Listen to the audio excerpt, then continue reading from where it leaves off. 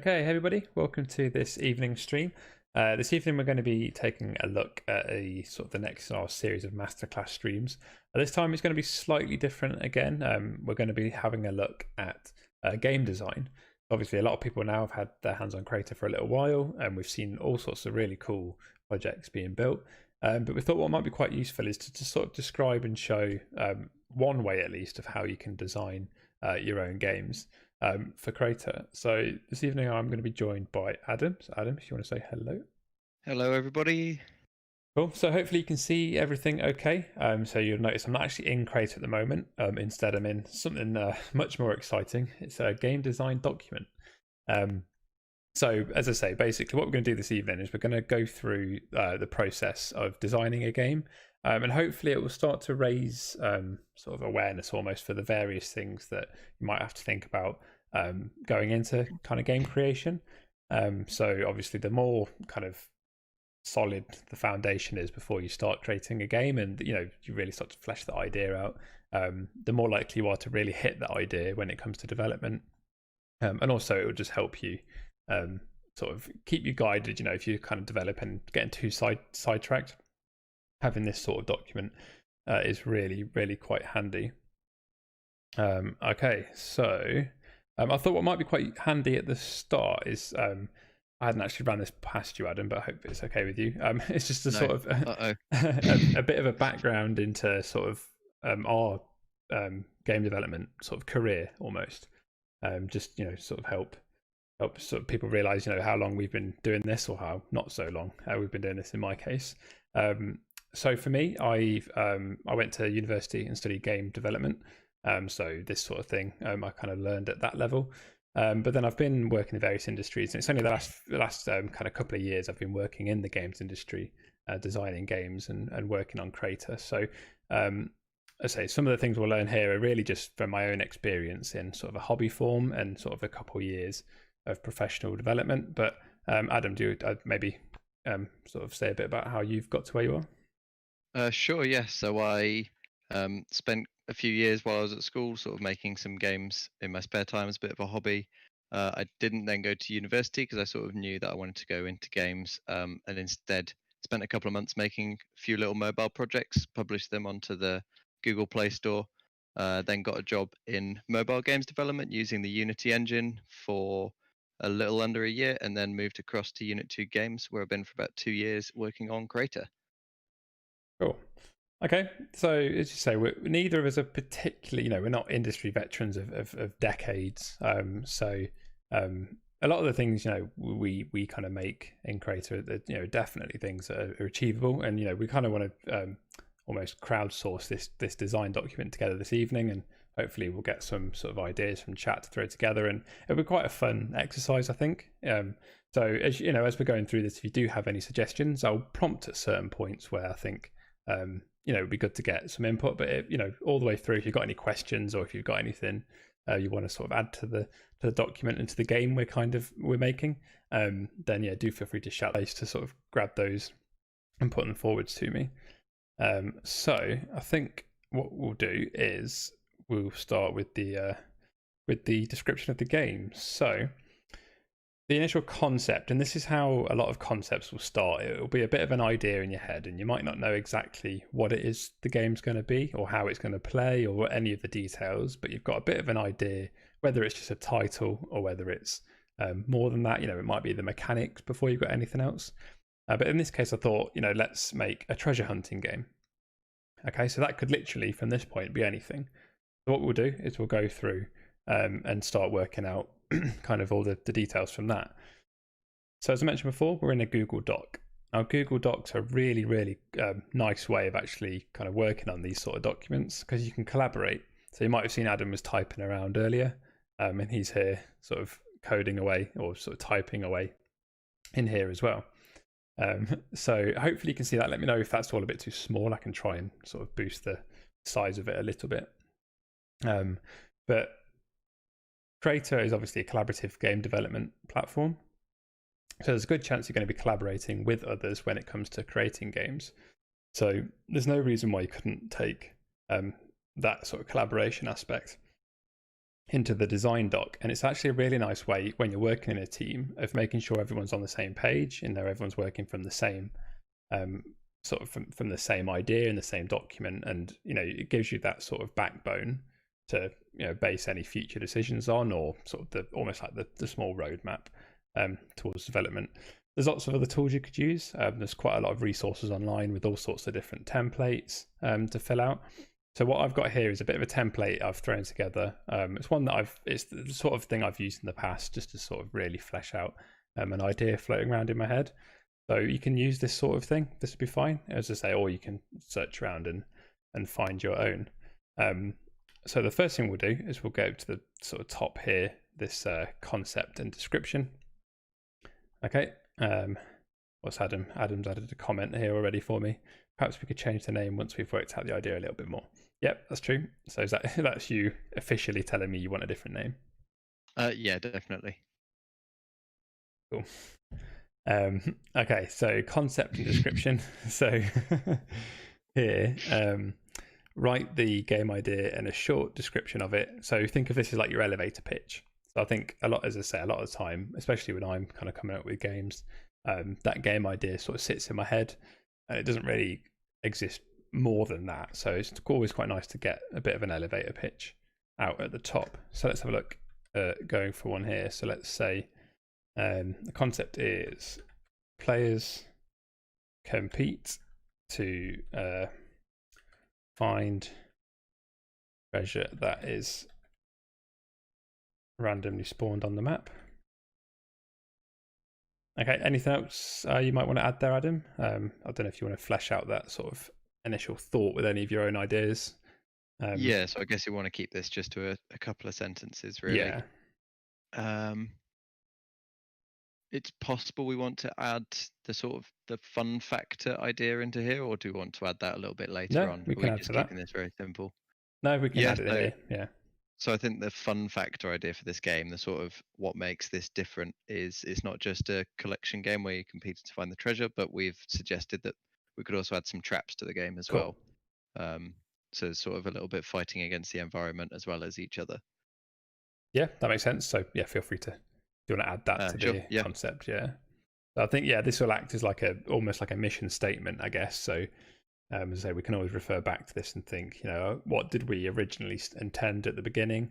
And we've mentioned a few things in this that'll actually go on to help us. So the first thing that I've said is players compete. So the first thing we know from there is actually we want to make a game that's competitive. It's not a cooperative game. Finding treasure, obviously some sort of treasure like finding mechanic there. So that's kind of identifying one of our first mechanics. Randomly spawned on the map. So that's another mechanic. So this serves as a bit of a sort of a quick description for the game, but it's also a really good way to start pulling out what the core mechanics are, what the sort of little elements to it are. Is it how many players you're going to need? Kind of traps become a big part of it. So obviously that's kind of mentioned in this initial statement, so we know that that's going to be a big part of the game design itself. Okay, so what we'll do next is we'll fill out this table. So again, this table, it doesn't necessarily mean that this is exactly how the game is, but it's just a really good way of going through each of these things step by step and starting to think about it before you get too ahead of yourself. Sometimes you think of an idea and you think, I want it to be this, this, and this, and you run in and start making it, and you don't quite know where you're going to go when you hit a certain point. So again, having this sort of thing is just really nice to refer back to. So the genre, we'll call it a collection race. Okay, the objective is to collect the most treasures in a time limit. So again, what that's done is that's already highlighted the fact that we're going to need some sort of timer. We might not have thought about that in advance. And feel free to populate some of these ahead of time. So competitive, we know it's going to be a competitive game. Round based, yes, it's going to have a limited time. Starter game, so starter game again specific to Crayta here. We know that we've got a pretty good starter game for this, which is literally the collection race. So again, it might be that you come up with an idea and you're trying to think of all the mechanics. By the time you've got to the end of this document, you think, actually, there's a starter game which will get me, 30, 40, 50 even 90% of the way there, and it'll just really help you start to start that solid foundation. Themes. Okay, so what sort of themes? Feel free to shout some out in chat. What sort of themes do we think we want this game to be? So this is like an aesthetic theme. Initially, I was thinking jungle. Okay. Yeah, jungle sounds good. But obviously, we're not limited to one theme. We've got all the different themes, and we can kind of mix and match and sort of kit bash, as we say. So if anyone in chat has any ideas for like a treasure hunter is the name of your game, what sort of theme are you going with? And we'll see if we can work that in. The fun factor, what Adam has put here, is varied and exciting traps which hinder or kill players. So fun factor is a bit of a wishy-washy word, I guess, but that's the word I always refer back to when designing a game is, what's going to make this a fun game? Obviously, games are only good if they're fun. It's even the most frustrating and difficult games. You obviously real popular games, things like Super Meat Boy and Dark Souls and all those games, even though they're hard games, they're still fun. The reason people go back to play them is because they're fun. Not fun for everybody, but they are fun. I think it's really important to define, what you think is going to be fun about this game. So as you're developing and as you're testing and as you're iterating on the game, so again, obviously Crayta is a really great tool for iteration speed.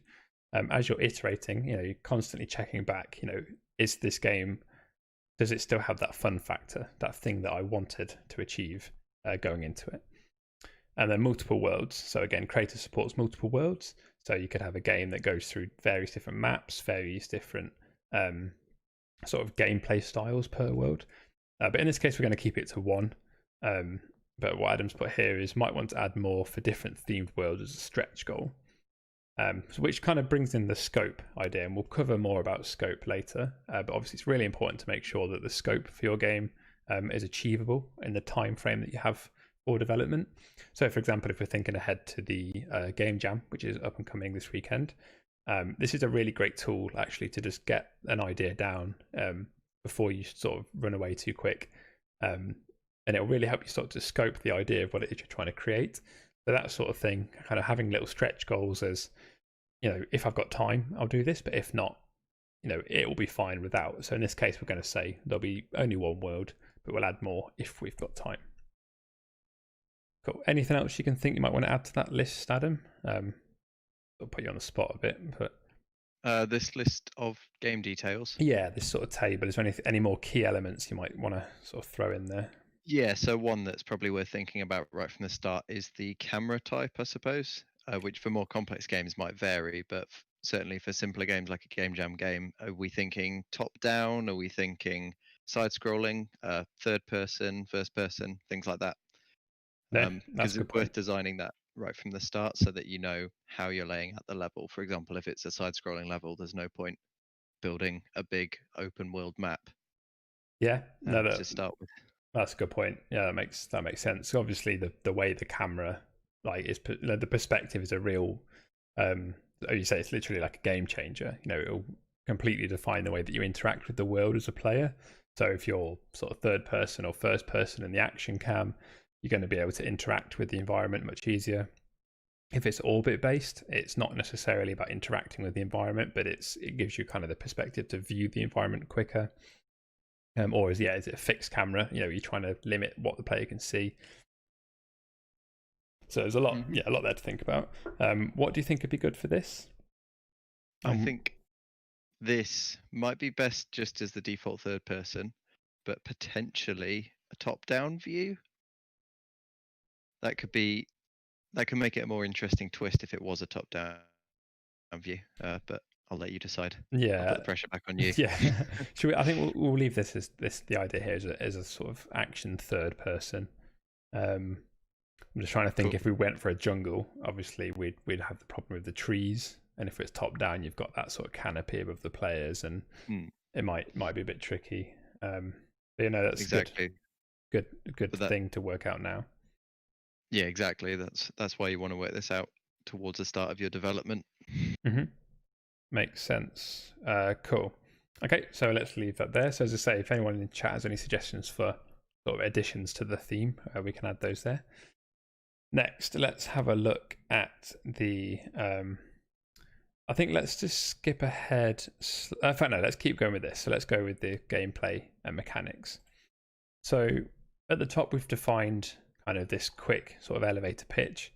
So we know it's going to be a collection game with some traps and some randomness to it. But what might be good here is to kind of describe the core gameplay a little bit more, taking into account some of the things that we've sort of fleshed out in this sort of details table here. So describe the core gameplay in more detail, list the core mechanics that are required to ensure the fun factor is met. So again, that fun factor is quite important here.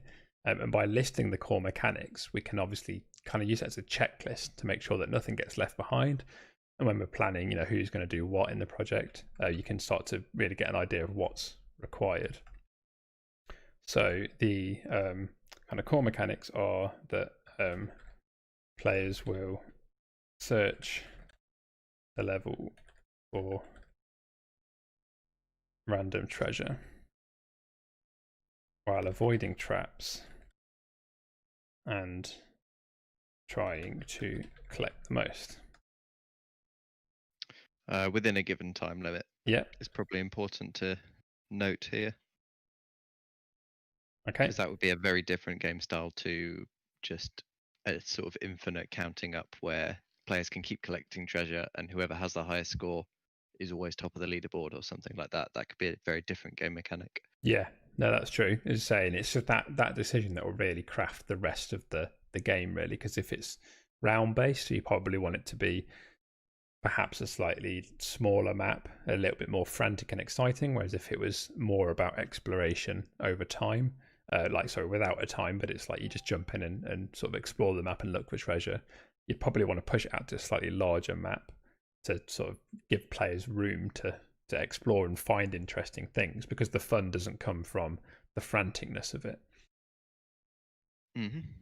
Okay, so that's our description. Again, we can add more to that as we sort of flesh out the idea. So again, if anyone in chat has any ideas for what might make a fun sort of collection-based game, see Echo Node says medium-sized NPC bugs that spit poison gas.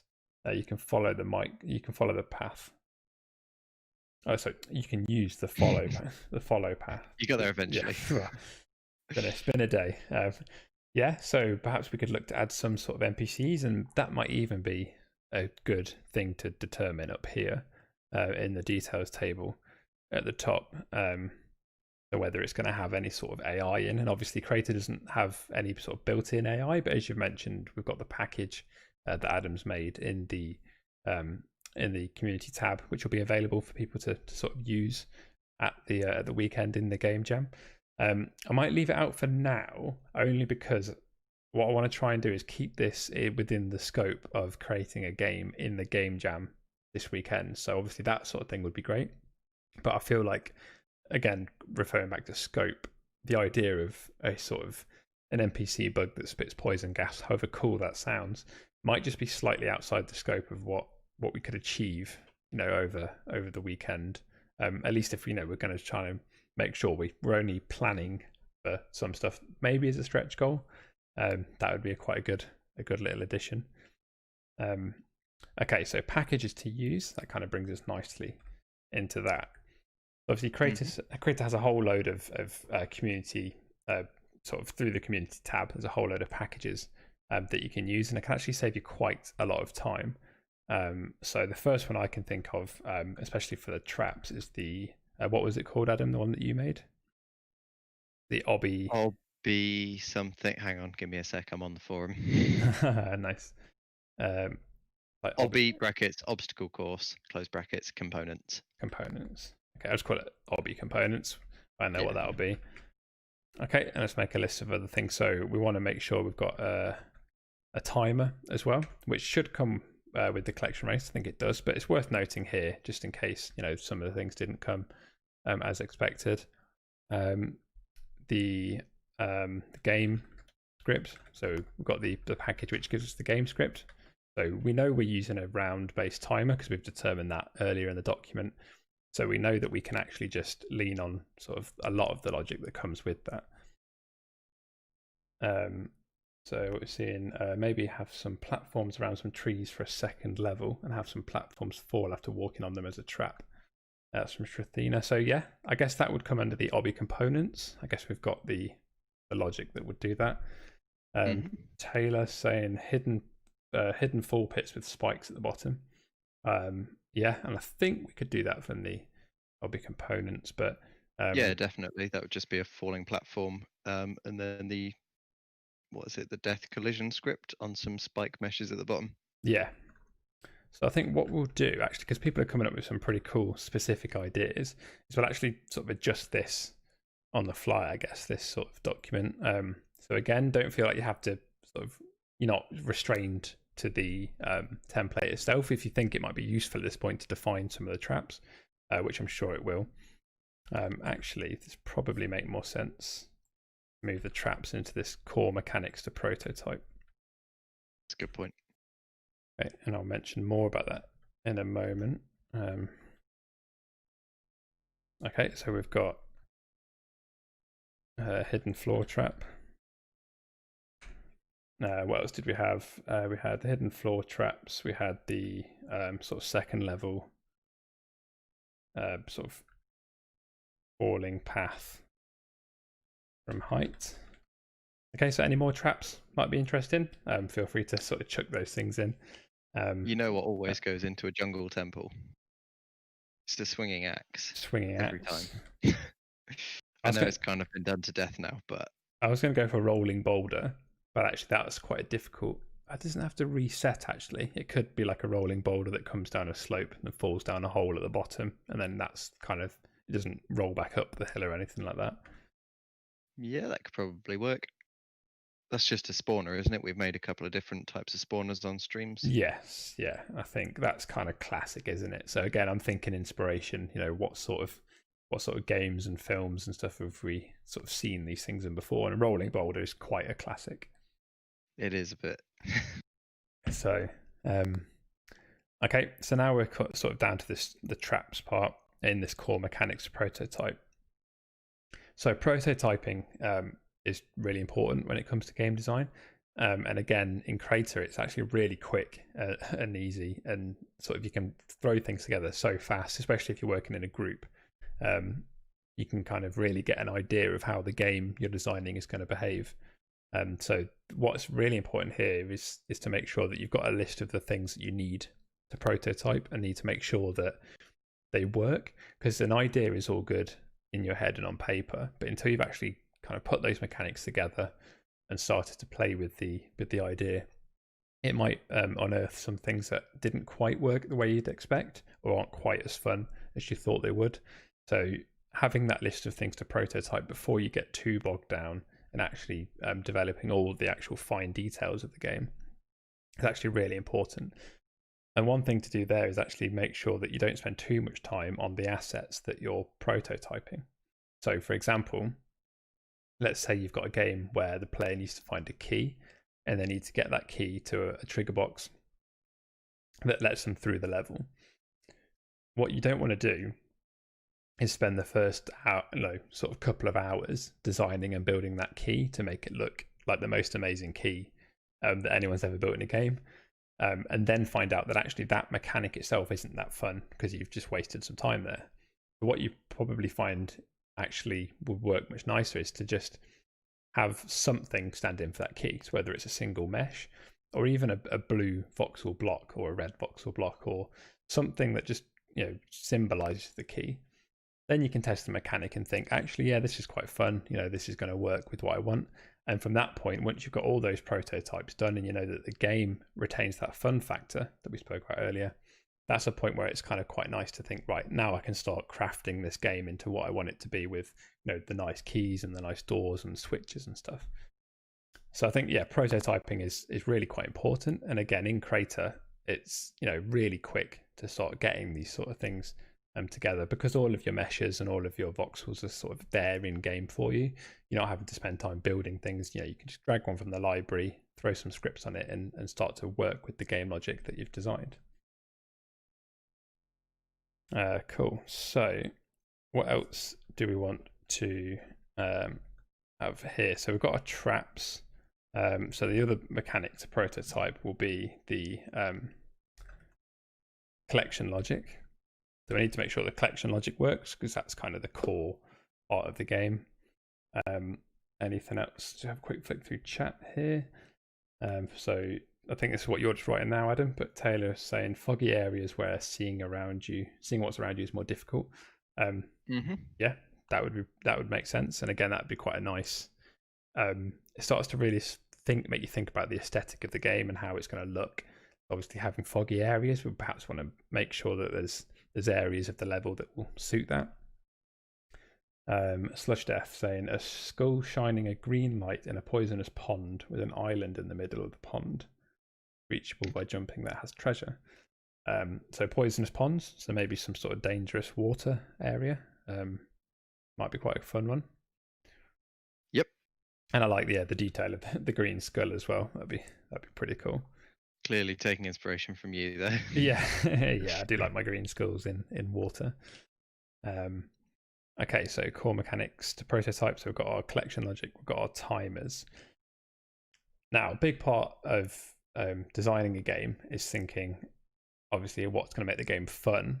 But then the next part is actually what's going to make players want to come back to your game. So once they've played your game, are they done once they finished it? If they experienced it and then they want to move on to the next?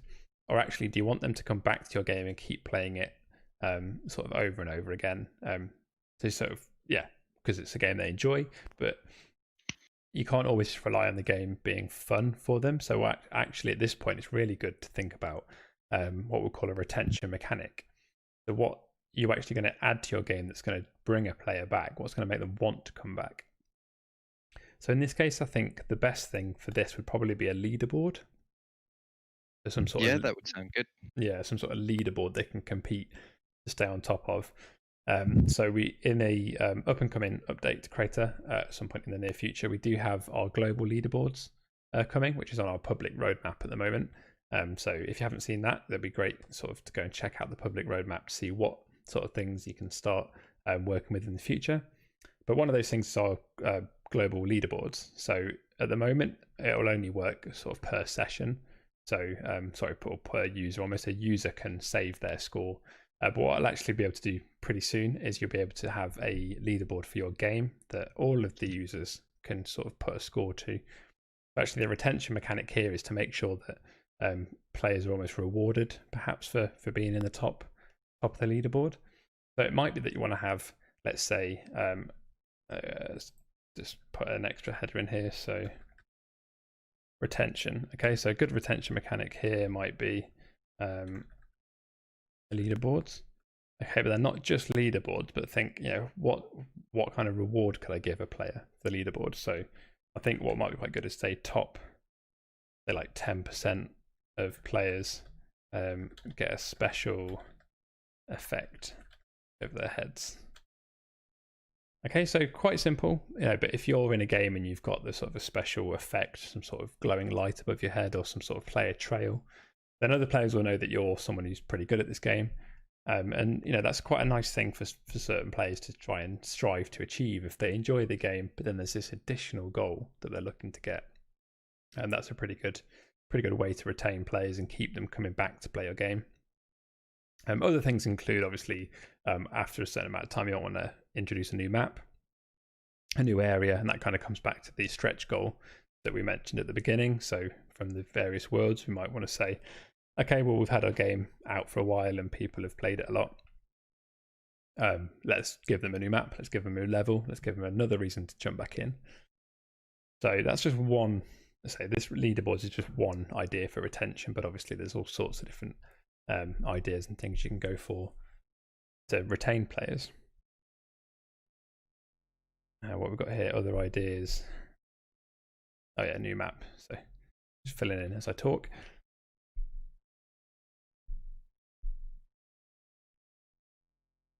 Counter of number of treasures collected. Yeah, so actually that's a good point. I've mentioned leaderboard, but I haven't actually said what the leaderboard is. So that could, again, be anything. But maybe, let's say the leaderboard is the number of wins. So it's not necessarily the number of treasure you've collected, but it's more about the kind of actual number of times you've won as a player. Hidden areas, yeah, hidden areas is a great idea. So kind of almost small Easter eggs. So give a reason for players to come and explore the map more, search areas of the level that they've perhaps not spent much time around. They might have learned where all the treasures are, so they can kind of play the collection game loop, but they don't actually, they've never been under the waterfall to see the secret chest with the secret thing in. And as soon as people start talking about that, it's interesting. It's amazing to see how quick players will return to a game just to go and see the Easter egg that other players are talking about. Right, so I think that's enough for mechanics. So we've got an idea now of the game we're going to build. The last two sections we've got here are around sort of level design and inspiration. I think what will help fuel the sort of level design is to actually talk about the inspiration. So I've seen a couple of different things in chat, various sort of popular media. So if this is sort of striking up any inspiration in anyone in chat, then do feel free to shout out what it is you're thinking of. So what sort of game, what sort of movie, it could be anything. And just I think rejigging the document. Yeah, feel free to. I know how you are. Keep things nice and neat. And I've mentioned there, so for the sources of the inspiration, it could be from anywhere. So outline any sources of inspiration here, which could include games, films, books, art. It doesn't just have to be a game.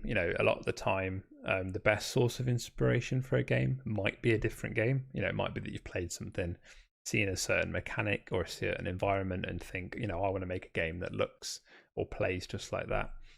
But actually, a lot of the time, there's a whole media of inspiration to be got from films. Films obviously very visual. You'll see a lot of settings in films that it might make for really nice concepts for certain levels and maps of the game. Books, so lots of books and fiction. And obviously what's important there is a lot of that fiction already exists in your mind. You're reading the page, you build the worlds in your head. So by having a book that sort of inspired you to this idea in the first place, making a note of that here and just reminding yourself where you got that inspiration from.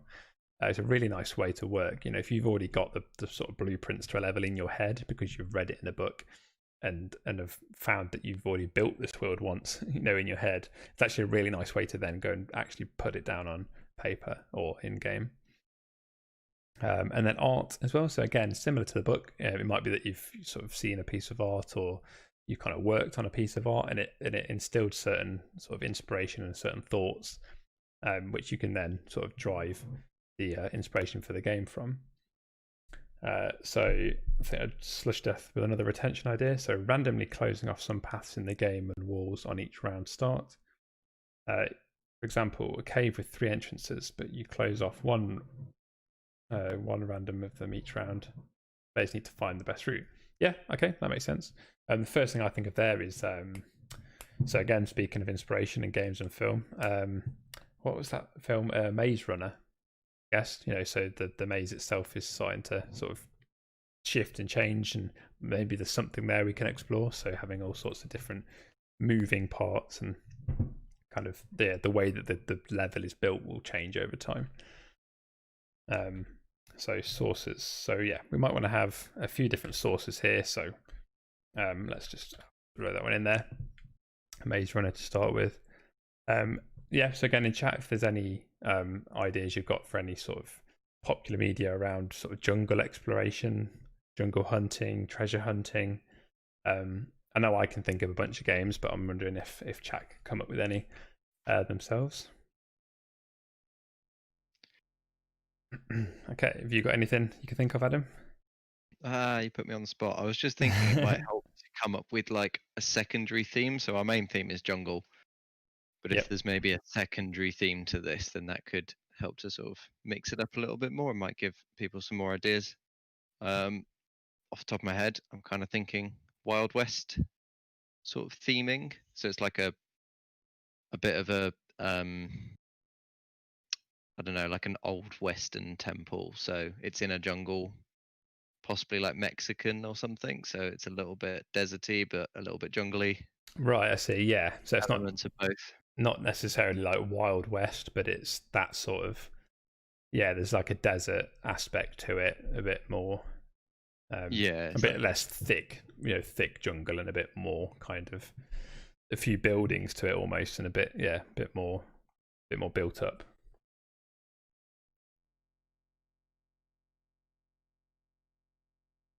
So we have the Old Forest from LOTRO. I think is that Lord of the Rings Online? That's just a guess. The trees shifted around at times, blocking routes. So yeah, I think again that's that idea that if the map's going to change and the level's going to change over time, it's kind of forcing people to sort of explore the maps in different ways each time they come back, and it keeps the level interesting and exciting. Okay, cool. Some different games coming in here. So yeah, we've got obviously the Tomb Raider series, the Uncharted series. Someone mentioned earlier in chat about the Rolling Boulder, obviously being very Indiana Jones. Yeah, that's a pretty good temple traps treasure hunter. So what we want to look for now is just a few reference images. So reference images, again, similar to just having the list of sources of kind of where your inspiration comes from, but having the reference images to kind of guide decisions again. So when you're thinking about levels, so obviously not including these images in the game, but just using them as a point of reference. So quite often when I'm building something, I'd put up a second tab on a different monitor, which is got kind of just images from Google Images up. So let's just take a couple of these and start to pull them in. I don't know if you want to do this as well, Adam. Yeah, we'll do. I'm going to have a look. So let's see.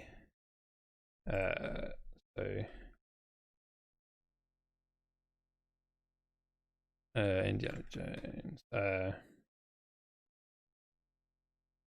Boulder Run. Okay, yeah, so there's our.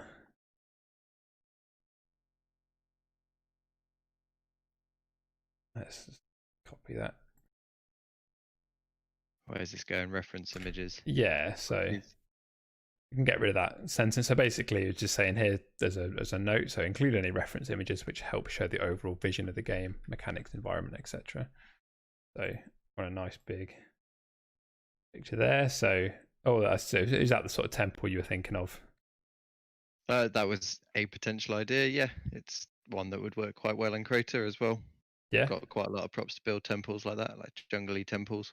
Yeah, that'd be quite nice actually. And yeah, I guess you've got the sort of a lot of rock as well as just the jungle trees and little waterfalls and stuff. So I think this exercise, especially when it's in a collaborative environment, is really important because it helps everyone see the same vision. So it doesn't matter how long and how detailed a sort of written game design doc is. If everyone in the team has a different game in their mind's eye, it's actually quite difficult to then collaborate on that project together and come out with something that looks like what everybody wants. So a visual aspect, so these sort of reference images are really quite important to make sure that everyone's on the same page, sort of visually. So if we search Uncharted treasure, okay, and then we can see. Also worth noting that inspiration can just come from real life places as well. So I've just added another temple there that's in a more of a deserty setting, but that's actually the Temple of Jupiter, which is a real place in the ancient Roman Empire. I'm not sure which country. Okay, yeah, that makes sense. Yeah, architecture's obviously doesn't just have to be real games. Yeah, that makes perfect sense. So yeah, you get this idea. So if you were building a temple, actually trying to come up with a temple off the top of your head and just build one is actually really quite tricky. So having that visual cue to come back to, it makes sense. I've just pulled in this image. So obviously this is an idea of sort of an inner sanctum kind of area. But what kind of I thought was quite nice about this image was the way the light's coming down. And using the lighting that we provide in Crayta, that's kind of quite a nice thing to try and replicate, these sort of light shafts coming through into sort of ruined temples. So obviously we could spend all day pulling out various images and going through different docs, but as I say, it's an important exercise and it's just a really good way to help build the idea in your mind's eye. Let's see, highlight here. Sorry, a little late to class. Can we download that game? I'm already taking notes and have a game in my business plan with circles charts, but that one looks awesome as a template. So this game design doc. Yeah, I think so. I've left it as a template. So what I'll try and do is I'll come up with a good way of sharing this. I might add a few more details to it here and there, but it might not be today. But I think I'll add it to my list of things to do tomorrow, or at least make sure it's available to everyone before the game jam this weekend. But it's a pretty good document, I think, to just get a bit of a head start from. What's this image you just added? That looks really cool. I have no idea. It's from ArtStation. Nice. So yeah, it doesn't need to be inspired by anything real. You can just sort of Google around for related imagery and then try and find the one that was sort of matches what you're imagining in your mind's eye, just to check everyone's sort of on the same page. So that was just a sort of deserty temple that I found. Nice. Don't even know if that's real or not. And that, yeah, it's hard to tell, isn't it, actually? But I like how that's got the same idea as what I was going for with this one, with that sort of light shaft coming through. So I think it'd be quite cool to incorporate an area which is quite dark and hidden and underground, and yeah, quite almost spooky in a way, but they have like a big light shaft that comes down through. Okay, so that nicely leads us on to this sort of final part. So we've got an idea of the mechanics we want, what the gameplay is going to be, what's going to be fun to players, a few visual clues about how the game's going to look, but at least the sort of things we want to kind of achieve within the game.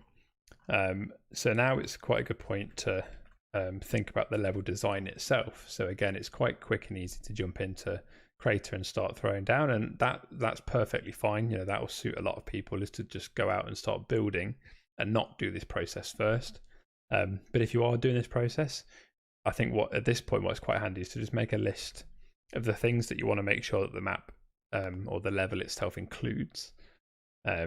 So let's have a look. Level notes. So referring back to our images, I think, so some sort of big temple structure would be quite cool.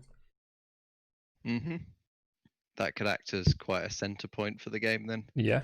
So wherever you are on the map, it might be that's quite a visible sort of landmark, which helps people navigate around a map as well. So when you're designing a map, it always helps to have landmarks or points of interest, because if the map is all very similar, if it's just basically a big jungle with lots and lots of trees and hills and stuff, it can actually be quite hard to find your way around and remember how to get back the way you were coming or something.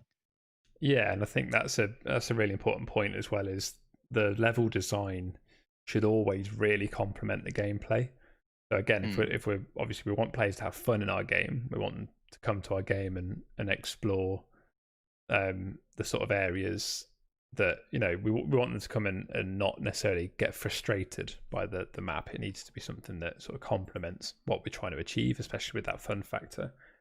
But as Adam said, it's important with this map that we kind of make the exploration and the running around and the actual sort of navigation of the map needs to be fun. So that's something we need to make aware here. So fun to explore and easy to navigate. So having that central temple structure is actually quite a nice way to make sure that players can sort of keep their bearings. For example, if you're making a capture the flag game, not that you'd have to stick to it, but I guess it's quite common practice to make sure that a capture the flag game is symmetrical or has some element of symmetry to it. Make sure that players, it's fair for either team, because obviously you don't want one team's flag to be a lot harder to capture than the other.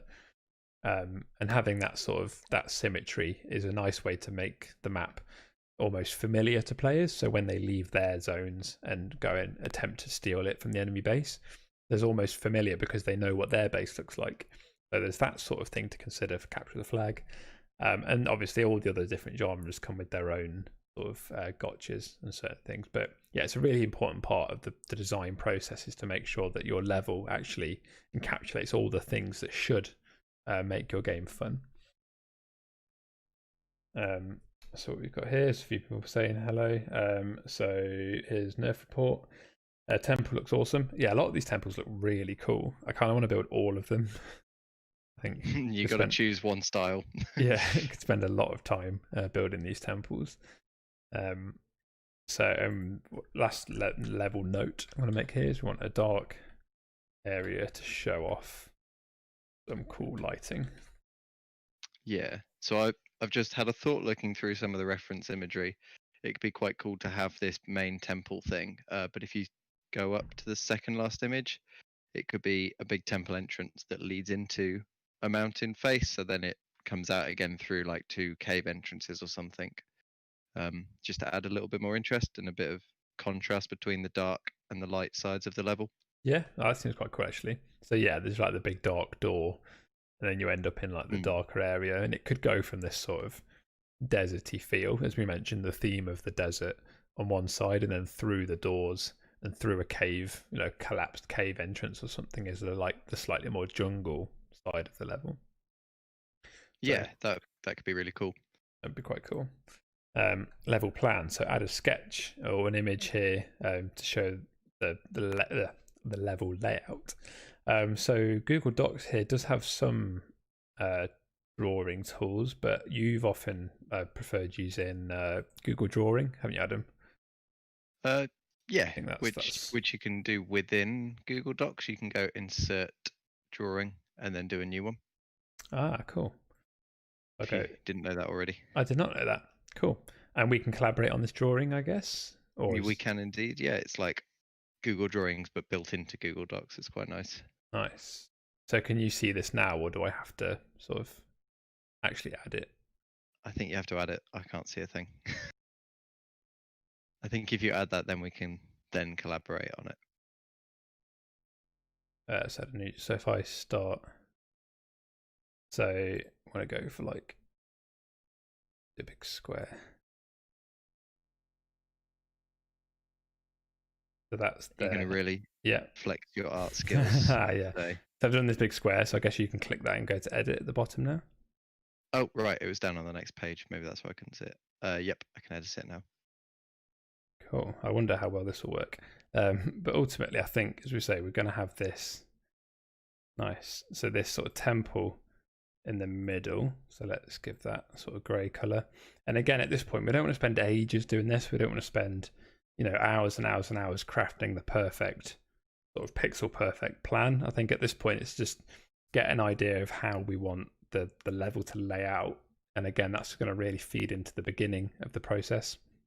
I want to make sure that we don't get too caught up at this point with making everything perfect. So we mentioned about having this temple in the center, but you mentioned also having it in like a rock face. Yeah, so I was thinking half the map could be the other side of the rock face. So either that's the jungly side, or that's a side that's maybe underground and a lot darker. Yeah. So if I did this, so let's imagine all of that is cliff. That's like a rock face. Okay, and then this is our temple. Bring that forward. Okay, so that's going to sort of sit in the mountain. All this green could be like jungle with a bit of desert mixed in, perhaps. And then players all kind of go through the front of this. So let's add arrow. That's a tree, okay. Tree, nice. It looks like a tree, doesn't it? Okay, so that's sort of an in-out option there for players.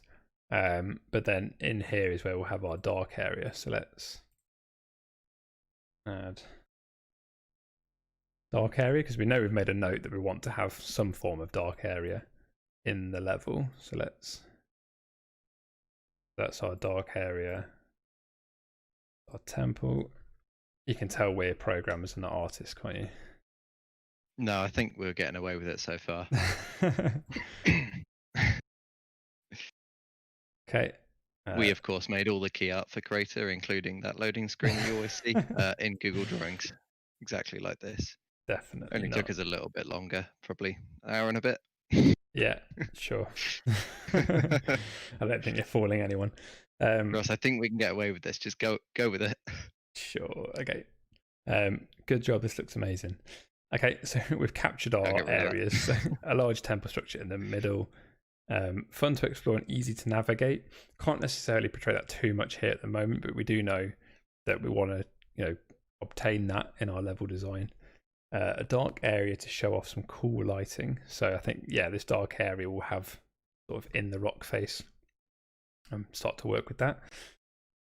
And that brings us to the end of the document. Now at this point, obviously, it's a bit of a blank canvas. Add all sorts of things, ideas and thoughts. But what we've covered here should really be enough, especially for Crayta. We don't want to spend hours and hours and hours doing this design. I think the idea here is to just really start to mold that idea that might be in your head, just to have something written down to work from. So what time are we at? 10:02. So I think we've got a bit of time left now. What we'll do is we'll jump into Crayta and we will sort of cover some of these things, extra things, kind of how to start using this design document. So, blocking out the level, starting to play with a bit of lighting perhaps. So really getting an idea for how the game is going to work. So I'm just going to load up Crayta now. Adam, if you want to do the same. Will do. Just adding hidden cave entrances, because we talked about the fact that hidden routes or something might be quite an interesting mechanic. Oh yeah, that's a good point.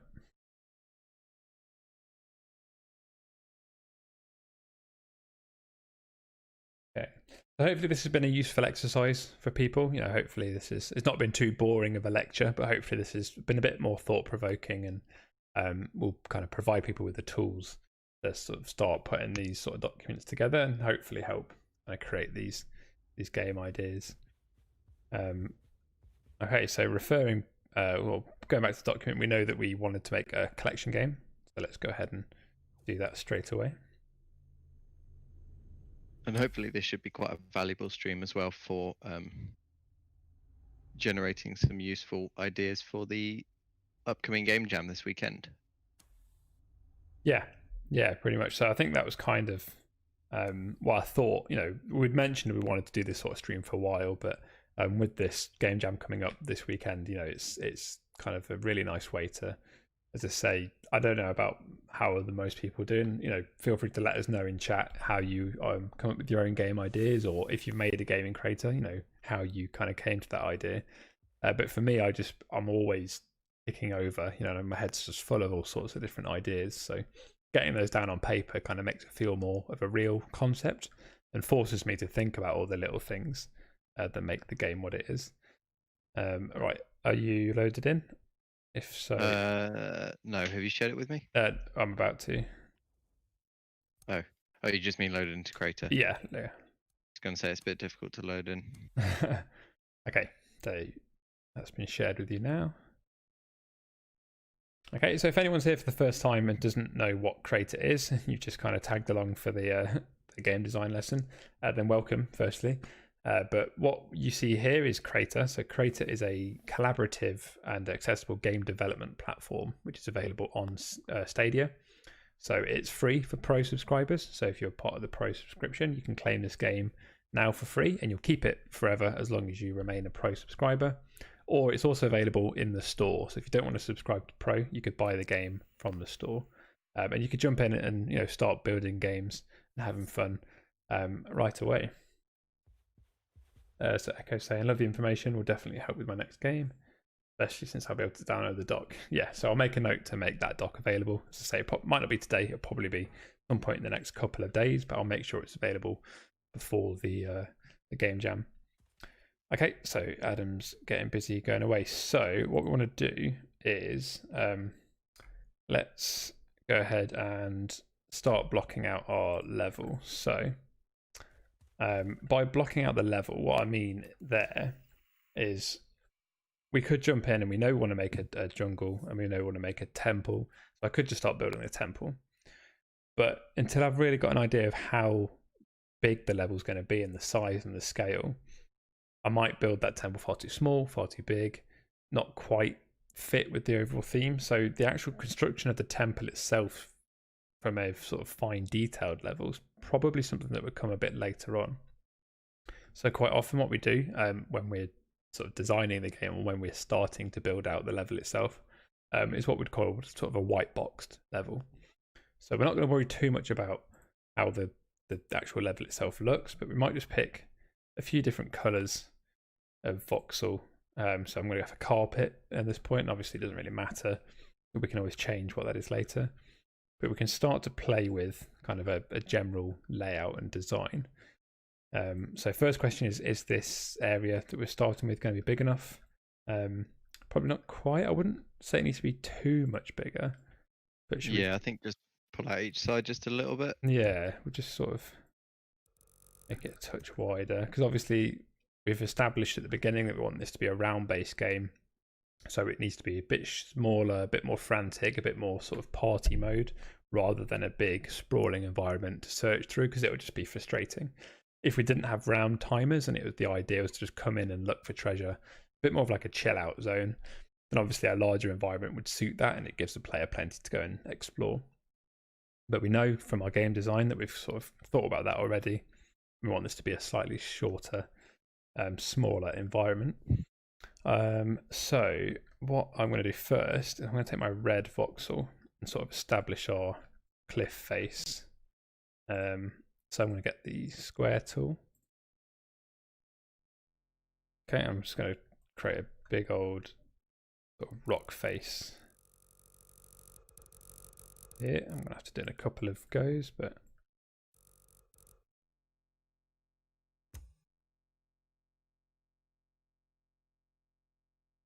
okay, so that's going to be that. So again, I could spend a lot of time now with the grow tools and really start to sculpt this into a proper rock face, but really it's not.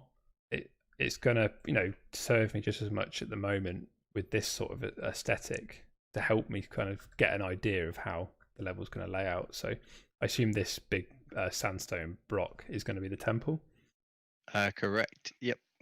Cool. And then all this stuff around here will be sort of jungle environment. Okay, so because Crayta obviously we offer the advanced mode and the basic mode, a really nice way to use the basic mode is to actually return to basic mode quite often and get a feel for the scale and size of the level that you're making. So in advanced mode, when you've got your drone up high and you're flying around, it's quite quick and easy to lose the sense of the scale. You can build big blocks and they not look that big. But now returning to basic mode and actually looking at this temple, that looks so much bigger. And especially because we've chosen to do the third person action camera for this game, we know that the perspective of basic mode here is going to be how players will see the game when they play it.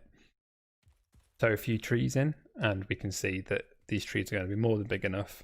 We can start to get an idea of how spread apart they need to be. But again, that sort of detail will really start to come into place a little bit later.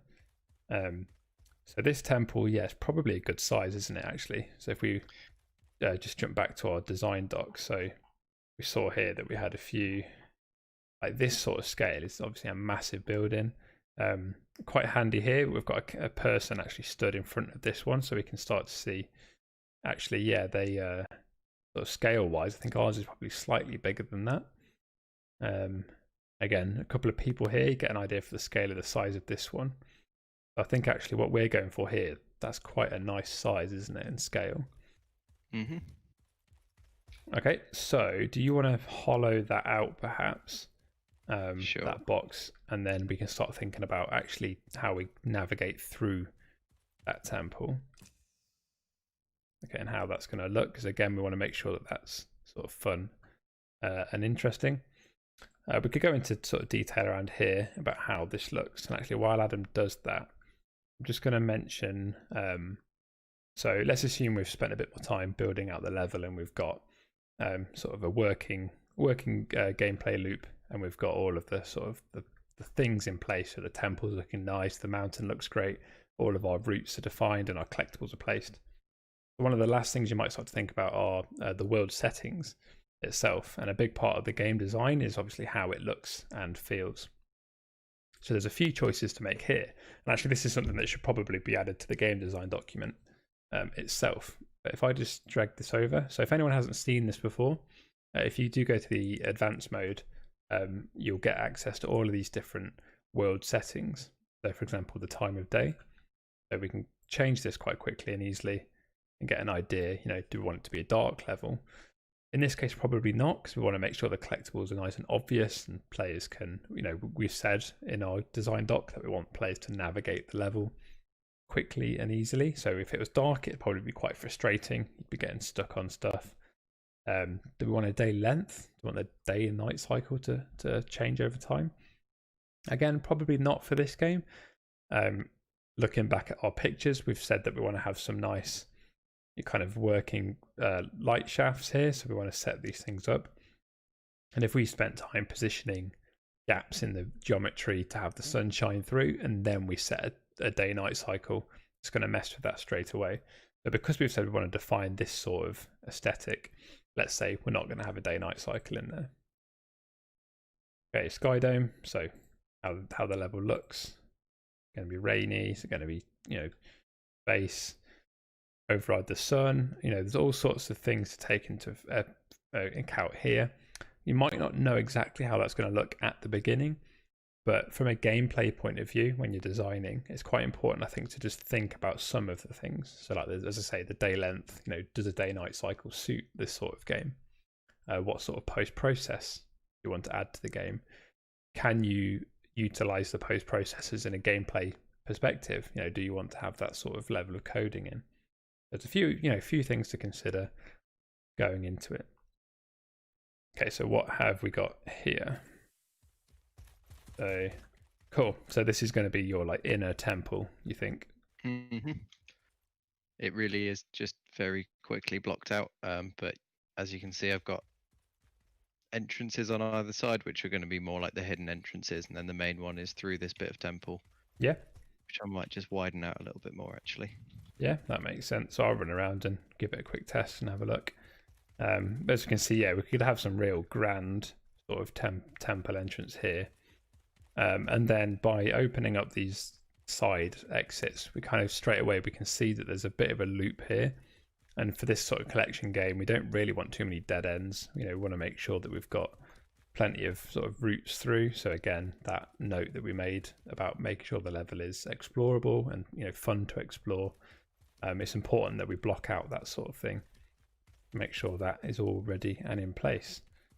Okay, so that's sort of, when we say blocking out the level, that's the sort of white box sort of idea that we want to refer to, and then we can always go back to our quick sketch. We get an idea here actually. So Adam's done this quite nicely. We've pretty much copied most of this already. So what we can do now is we can sort of start to put some of the logic in place and test the game loop and test the way the game plays, and not worry too much about how it looks, but actually, have we still captured that fun factor, which is obviously kind of the key important thing at the beginning. So we could import some packages. We could move our collectibles now, and we could starting to test that core game loop. So just before we finish, I think there's a couple more things to just go through in terms of like a polish level. So once we've got our game up and running, as I say, there's a few things to take into consideration when it comes to the design of the game. There's the sounds and the music. So adding music to the game is really quite simple, really quite easy. Adam, do you want to just talk us through adding sort of a couple of soundtracks to the game? Sure, yes. So if you're looking for inspiration, you can always just navigate over to the sounds library. There's a huge list of different sounds, sound effects, ambient sounds, and music there. You can just filter it by the tags as well. So a couple of layers you probably want to start thinking about for your game, no matter what the game is a music layer. So at its most simple level, you can literally just add a new music entity. So you can go to the sound library and filter by the music tag.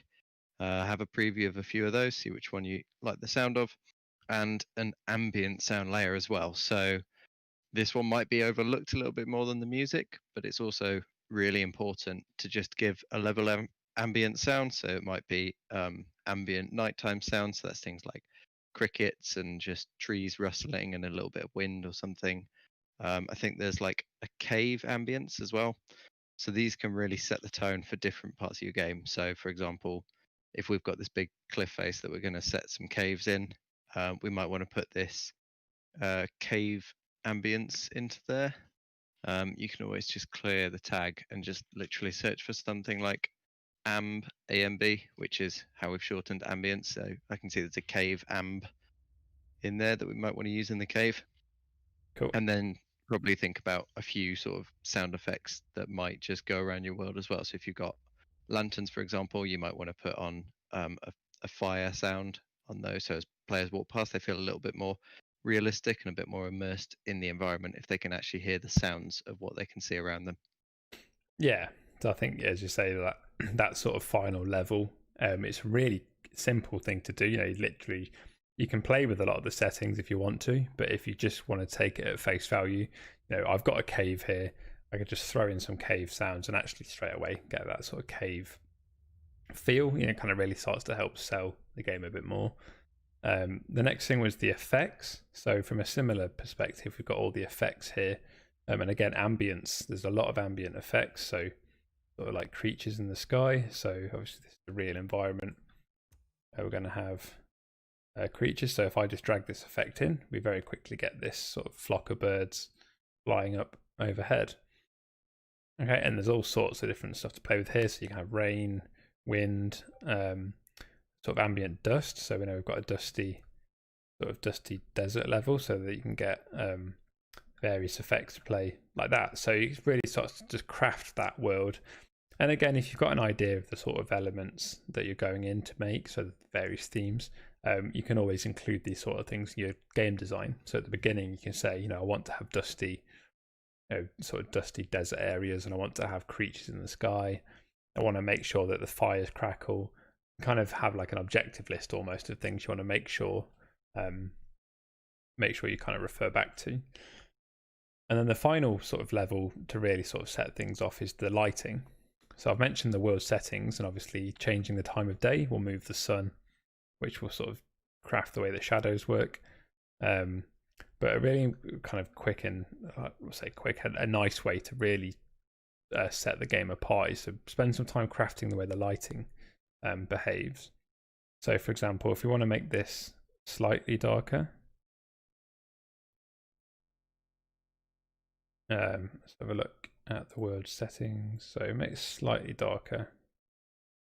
Okay, I mentioned obviously we didn't want it to be too dark, but what we could do to compensate, we go for like that sort of time, is actually play with the lighting a lot more. And straight away I can see that we've achieved almost that sort of light through the gap idea we were talking about in our other doc. So where is it? Up here. So we want to have these sort of light areas cast from the light coming through gaps, and we've achieved that straight away just by having the sun sort of come through that entrance, which is quite nice.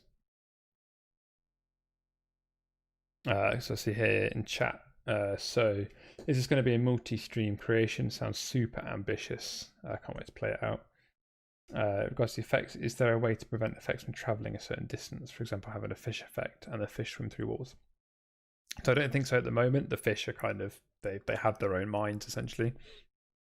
So the idea is you have to kind of, I guess, work around that so that the fish will just kind of swim through walls. They're not really a kind of, say, they're not a mesh as such. They're just a particle effect essentially. With regards to whether this is going to be something that we build, I'm not sure. I mean, the intention going into this was just a kind of collaborative game design, but I'm starting to get a little bit more attached to the idea. Actually, it does sound like quite a fun game. So I guess watch this space. It might be quite interesting to go through the game design doc in a couple of weeks and see how well it's held up. So let us know in chat if anyone watching, as well as the Nerf Report, would like to see us make this on the stream. That would be quite cool. But yeah, we'll see. But I think for now we'll just stick to the idea of it being a game design. Okay, so we've got our sort of sun positioned to give us the effect we want. And I think, again, just quickly, we could throw down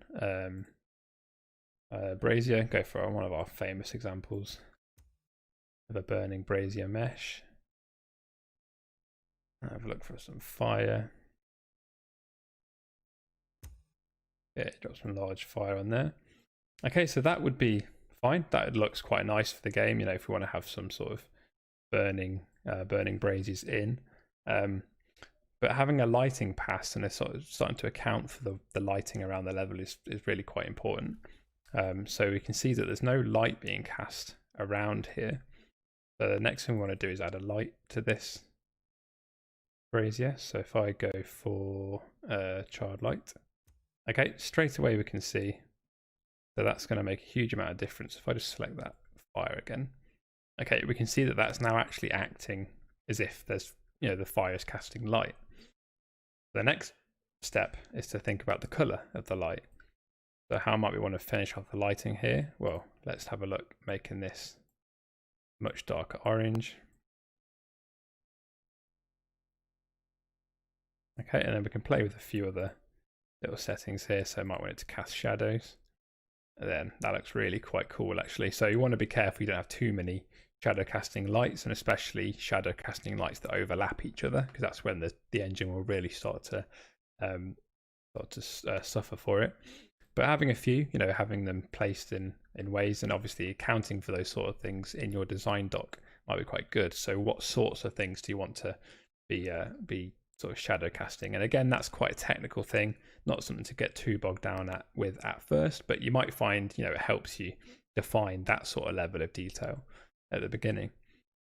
Okay, there's a lot of other things to play with, but straight away there we can see we've got this nice burning brazier with that light effect. So it doesn't take much to just sort of start to craft how the environment can be finished off with that sort of level design as well. Okay, I think that's just about it for everything I had planned. I don't know if there's anything you want to add or talk about, Adam. Just on the subject of the shadow casting lights, as this is sort of trying to help people with the upcoming game jam this weekend, it might be worth just very briefly touching on the performance window so that people have an idea of how to best plan out their game and where they can actually see the number of shadow casting lights and things like that. Yeah, that makes sense. So from a performance point of view, so again, you might have written the best game design doc in the world, and you might have come up with the most fun idea, and you've executed it really well, and the game's great and it's kind of works, but there might be some performance issues. You might find that it's not quite handling the environment you've built and the game logic you've got running. So one way to sort of debug that, or while you're developing, to keep a tab on the sort of performance to make sure you don't run into those issues, is to go to the cog at the top and view the console window, or you can press the O key, the letter O, and that will open up this console at the bottom. So the console's a really great place to debug code from Lua, but also next to that you'll see you have this performance tab. Okay, so what we see here is a graph which is telling us our sort of FPS, which is flicking quite quickly, but you can just about make out what that's saying. So here I can see that that's pretty much hitting 60 frames. Obviously this is a very simple, pretty empty world, so you'd expect that. Okay, and then the next thing, sort of important one, is the world. Okay, so here we can see, if I just drag this up, okay, here we can see that we have 24 entities in our world, which is filling 1% of our allowance. Okay, do you remember what the cap is, Adam? Is it 5,000, or is it more than that now? So it's 5,000 entities, like in the world that you've built, and then there's an extra buffer of 3,000 for things that you might spawn at runtime. That's right. So things like falling boulders, or things like that. Yeah. That can go up to a total of 8,000 entities. Yeah. But that doesn't mean that it's going to perform fine up to 8,000 entities. If they were all things with physics and lights that cast shadows and all sorts of crazy scripts on them, then it, that could impact the performance in other ways. Yes. Yeah. So I think, it's worth saying that if you get to that 5,000 limit, that doesn't mean that the game's going to perform fine and be rubbish at 5,001. It probably means that, if you've got 5,000 simple-ish meshes and stuff, you'll probably be okay. But if you've got 5,000 meshes and half of them are complex, physics enabled and doing all sorts of songs and dances, that'll be kind of a key thing to look at. If you expand the types section, you can see the things that make up those 24 entities. So I can see there's 15 meshes, which are trees out there, and this brazier here. There's one light, and that's a shadow casting light. Okay, so the only light I've added other than the sun, which is part of the world, is this light here, and that's a shadow casting light. If you have too many of those, it might be worth trying to turn some off. It's only really worth adding shadow casting lights in areas that are really kind of obvious to the players, and places that that will assist gameplay to a degree. So you don't want to add too many things that are kind of not going to assist the gameplay and the way that the game looks. So adding a burning brazier near a route for the players to go find more treasure would be important. Adding a shadow casting burning brazier to the ceiling somewhere as a little bit of decoration is fine to a degree, but if you've got loads of those, actually that's probably a point where you can think, do these need to cast shadow? Can I do this in a different way? And then we can start to explore even further. So the amount of templates that are in game. So there's the game start and the collectible templates in the world, and then what's the count of assets here? So how many kind of effects do I have? How many trees of the specific trees? All that sort of stuff. So there's a lot of information to debug here. Okay, and there's a lot of these aren't doing too much at the moment because there's a very, very empty game.